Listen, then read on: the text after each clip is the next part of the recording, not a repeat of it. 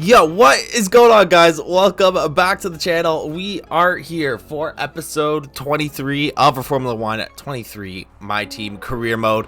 Once again, at the Home Grand Prix. We got it on the calendar every year. It's the only track that repeats itself because it's the Home Grand Prix, and we are looking to go for back-to-back wins as we got our first win of the season here in Canada, and it was the first step in a massive turnaround to win the Drivers' Championship. So we're gonna see what we could do here. But if you guys are not already, be sure to subscribe to the channel, drop a like on the video, and let me know in the comments what you guys think. If you guys want to see anything new or whatever, let me know in the comments, or if you just like it, let me know in the comments. But we are here for qualifying in what is turning out to be a race on the track and back at the factory, as we are racing a bunch of teams in development, and we've actually had a little bit of a decline somehow from Baku going into Canada here, so we're a little bit at a disadvantage as McLaren have brought upgrades, Red Bull have brought upgrades, and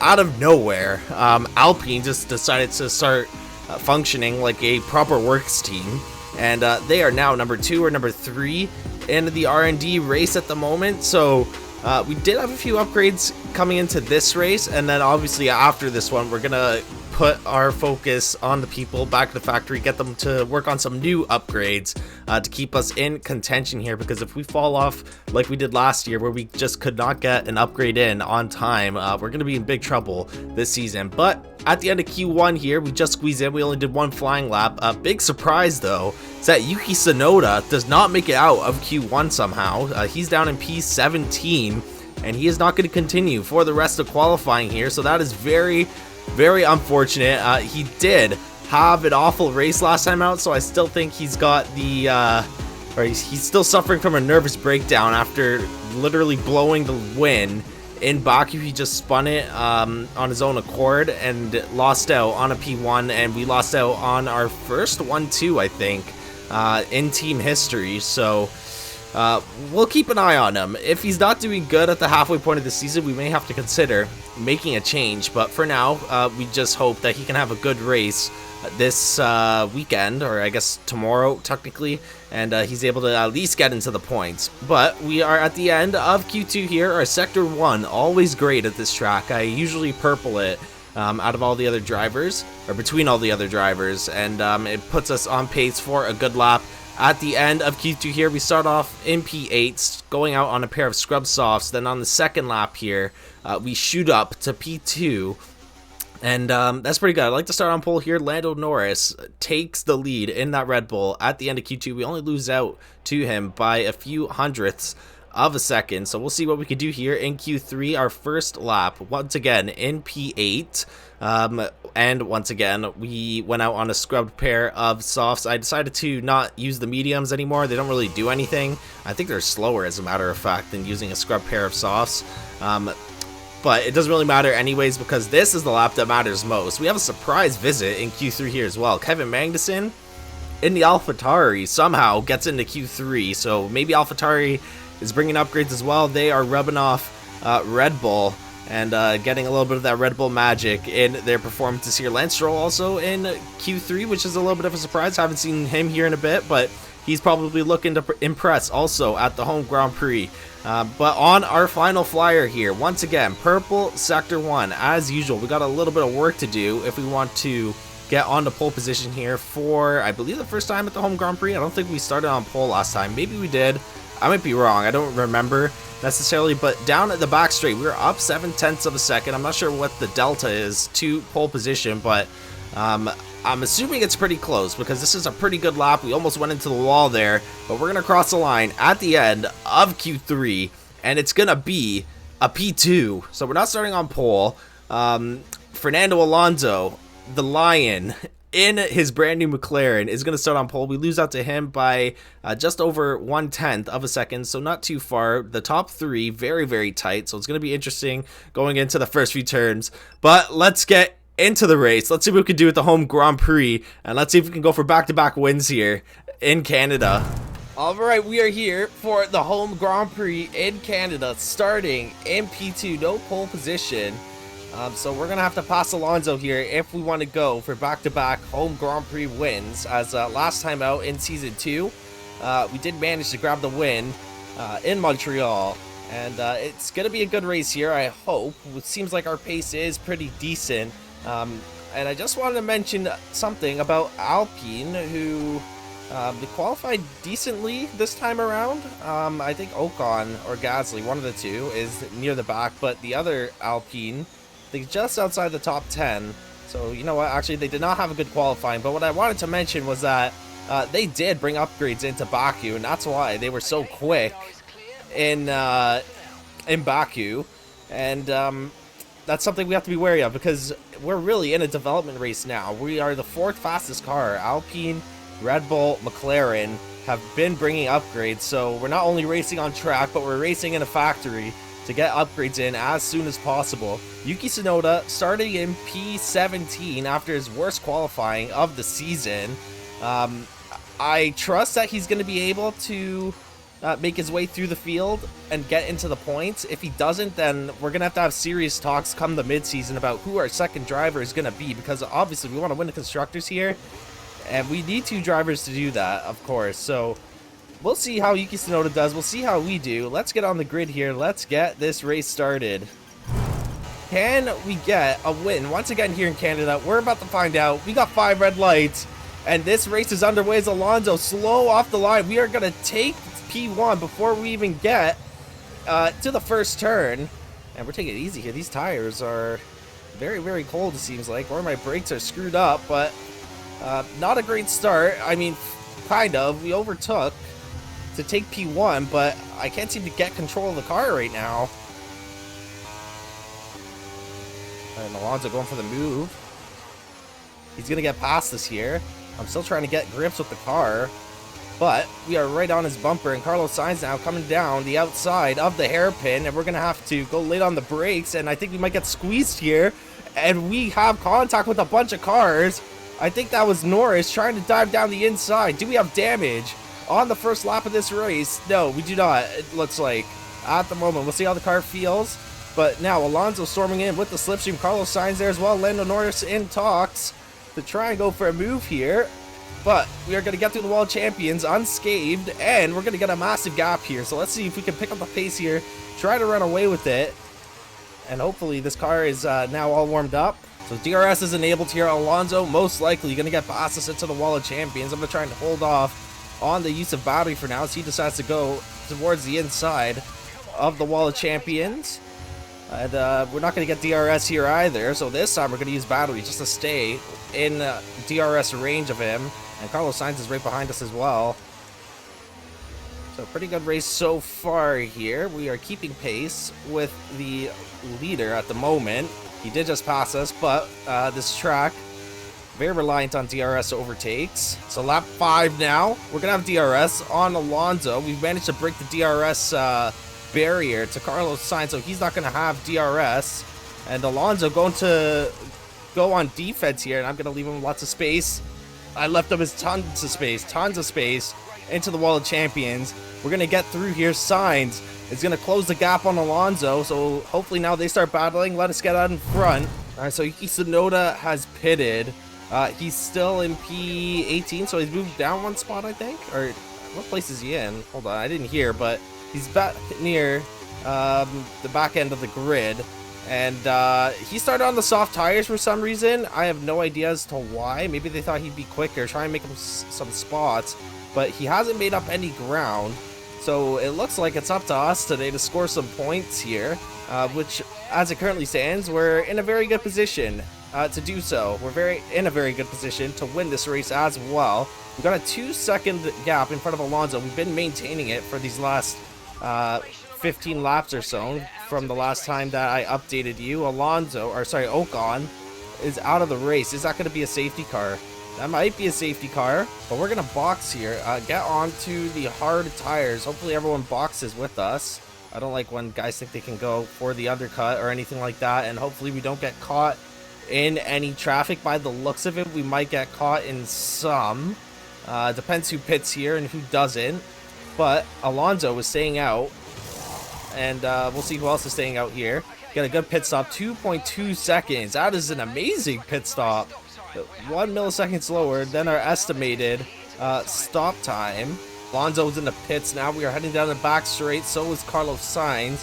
Hopefully, we did not get a bad outlap here. We did not do a bad outlap. It felt pretty decent. But we're coming down through the wall of champions. And I think Alonso and Sainz are still in the pit lane. Or they're coming out right now. But let's see. I think we are going to get past them. We will be fine in that scenario. Oh, looks like we got a 3-second increase. Not 3-second increase. When we went into the pits, Alonso was only 2 seconds behind. Now it's 3 seconds, so we actually gained a second on him by stopping a lap earlier, and that is going to help us cushion our lead because Alonso is keeping up. So if we screw up or these tires just disappear, Alonso could easily close in on us here. Bottas is in P3 somehow. All right, ladies and gentlemen, we are headed on to the last lap. It has been an extremely clean / boring race. We just came here and put on an absolute clinic at home. Fernando Alonso is 4 seconds behind us. Now, when he came out of the pits, he was 3 seconds, but we've increased that lead by 1 second. So it looks like Alonso's going to come in P2. His first win since 2012 will not come here in Canada, but I'm sure it will come at some point in the season. And we got a race update on Yuki Tsunoda as well. After starting in P17 and being in P17. Oh god. Oh my god. I thought I jinxed it for a second. But Yuki Tsunoda, after being in P17, after he came out of the pits, has moved up 10 places to put himself in P7. And it looks like that is where he's going to stay. So decent points for Cyborg Racing today. I wish he finished higher, but we are going to cross the line in P1 and take back-to-back wins at the home Grand Prix. Not the most entertaining race, but we get the win nonetheless. And along with that, we nab the fastest lap with the 110.5, and that's about 7/10 quicker than anybody else. We did it a few laps after we pitted, so it was on the hard tire. And again, even though it wasn't the most entertaining race, I'm very satisfied with it, as it's going to push us further ahead in the lead of the Drivers' Championship. We're now 28 points ahead of Fernando Alonso, so a win and like a P8 in front of him nested, so we have a little bit of security there. Yuki Tsunoda, he has a good race, not a good weekend. He has a good race starting in P17 after he did not even make it out of Q1 somehow. I guess he had the heebie-jeebies after that screw up in Baku, but he makes up for it kinda and works his way into P7, so 6 points for him. And it's going to be 32 points for Cyborg Racing on the weekend, which is going to keep us in P1 of the Constructors Championship, 33 points ahead of McLaren. So that is a 1-2, I believe, that we have nested, or protection, I guess, over McLaren. I would say in terms of pace, Fernando Alonso was probably on par with us on pace, but we got the lead early and then we kind of ran away with it. He got caught fighting Carlos Sainz, his fellow Spaniard, and I think that's what really got us the win, because after that we had like a 2-ish second gap to Fernando Alonso, and he was able to stay within that 2 seconds. He even closed in pretty close at one point, and then after we pitted, we gained another second on him, and he was never able to recover from that. But 18 points for him and McLaren. So the way things are shaking down right now, it looks like us and McLaren are the clear front runners in this championship.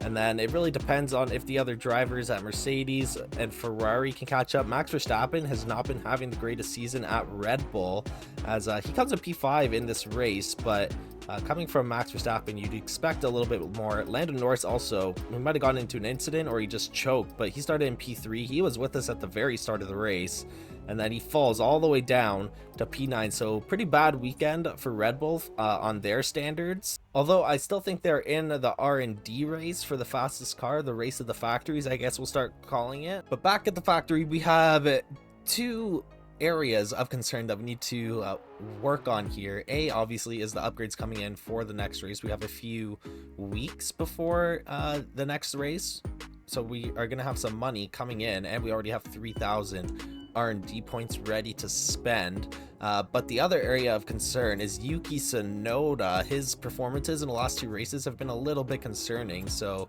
we're going to make sure we get this reaction training in for him, because it's going to increase his focus, and then on top of that, hopefully it will result in better track performances. I'm going to put it towards the end of the schedule here, just so he gets it before the Grand Prix, and then he'll have a little bit of a break before that. But for upgrades, we are the 4th fastest team right now. We don't have any upgrades yet coming in. Red Bull is actually number 1, so it was a very bad performance for them in Canada. But with that 3,000 R&D points, we are going to get another durability upgrade. As I've said before, we're focusing on durability for the most part this season. I think shortly, maybe after the halfway point of the season, then we can shift our focus back to power unit upgrades, aerodynamics, and chassis stuff. But we're going to get this MGU-H failure analysis as an ultimate upgrade. It's going to help with the durability of the MGU-H, because out of all the components in our power unit, the MGU-H seems to be, at least at the moment, the least durable. So we're going to get that. Only a 10% chance of failure, which is great. I hope I didn't just jinx it, but we'll find out shortly. And then we have 1,000 more R&D points. Is this a major upgrade? No, major gearbox upgrade for 455. Yeah, you know what, let's go with that too. It's always nice to have good gearbox reliability. We don't want to end up taking a penalty at the end of the season, so for now the gearbox is pretty much maxed out in terms of reliability. And now I don't think we have enough for any more upgrades, so we're gonna have to sim through here, and hopefully the upgrades don't fail, so that we can spend those weekly resources on new upgrades. And I don't think they'll be ready for the French Grand Prix, but maybe afterwards. Let's see here. Gearbox reliability testing. Okay, that's going to come through. More weekly resources. So we got 2 of them, which gives us 1,500, or we can wait another week and get a little bit more. Let's see what upgrades we can get here, because then maybe there's a chance we can still get it in before the French Grand Prix. I think we're going to hold off, get this extra boost from the weekly resources, and then after that we will get a chassis upgrade, another ultimate upgrade for us, and it's gonna be the fuel tank repositioning. So that is going to help with the weight distribution, and it's going to help with the balance of the car through the corners. And this won't even be ready for us until the Netherlands Grand Prix, so it will take a while, but we'll still get that upgrade. 27% off as well, so a little bit of savings there, and that will shoot us up to be number 1 in the chassis department at least. And then to close out here, we are going to put our focus back onto Yuki Tsunoda, and we're going to get a personnel upgrade. Finally get our personnel department up to spec 3, and I think we need to focus on his focus or awareness the most out of anything. His pace is good, so I think we'll hold off on the simulator upgrade. And on top of that, the fitness center upgrade is a little bit cheaper, but we do want Yuki Tsunoda to stay focused here, as it seemed like he lost it a little bit in Baku especially, and then in qualifying in Canada. So let's get this fitness center upgrade, bring the personnel department to spec 3, and that is going to cost us a whopping $8 million. We still got 24 million, but we need to save that for his contract negotiation, or if we decide to go with a new driver, because he basically has 2 races to prove himself. If he cannot get a podium finish in the next 2 races, I think we are going to go with a new driver. So I've just set a deadline / expectation for Yuki Tsunoda, because if I can win 2 races and then a podium in all 3, Yuki Tsunoda should at least be getting close. And basically with that $24 million, if we saved it, we would hypothetically be able to sign anyone on the grid. So I have free reins over who I want to sign. It just depends on if they want to sign with us or not. But that is going to be it for this one, guys. As usual, if you have watched up to this point, be sure to drop a like on the video, subscribe to the channel, and hit the notification bell so you guys know when the next video is out. Again, I just want to thank you guys so much for helping me reach 300 subscribers. It's been fun so far, and if you're not subscribed already, be sure to subscribe so we can get to 400 subscribers ASAP. But we got the French Grand Prix up next. Not looking forward to that because we haven't raced it at all in the My Team season. I think we only raced it in F2, maybe in the driver career mode, but I don't think anyone likes the circuit, to be honest. So we'll see how it goes. But again, guys, thank you so much for watching, and I will catch you in the next one. Have a great day, everyone.